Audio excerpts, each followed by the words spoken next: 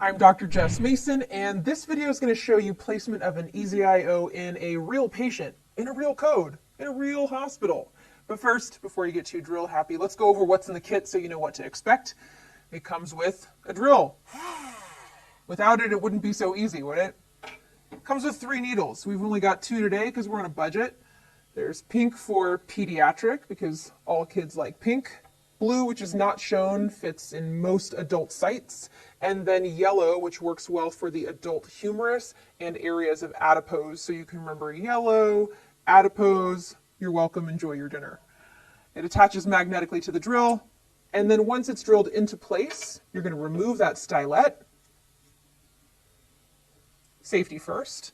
And then this proprietary dressing fits nicely over the top right there, and you can then connect your tubing, and you're all ready to go. For the proximal tibia, you want to feel 2 finger breadths below the tibial tuberosity, and you're going to go on that anteromedial surface. So you're going to prep the skin, of course, first. Now, with your drill, here they're using the yellow one. The blue would also work. Yellow might be a little long, so you just don't want to hub it. You're going to advance it through the skin and then drill until you feel give. That's how you know you're in the medullary cavity. Don't push it beyond that because you don't want to go through the medullary cavity. Now you remove the stylet and you can place that fancy, beautiful dressing. And now you can hook up your tubing. So they're going to draw off some labs here, which is great for things like H&H and type and screen, but some of your elements of your chemistry panel are going to be very different from your serum levels, so you want to be careful. And remember, you can give any medication through an IO line. For infants and kids less than 6 years old, the proximal tibia is actually the preferred site. Here's some other options for placement.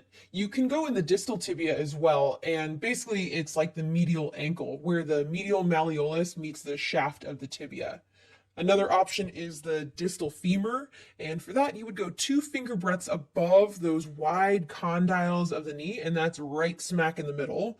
And finally, there's the humeral head, and you're going to go in the greater tuberosity of the humerus.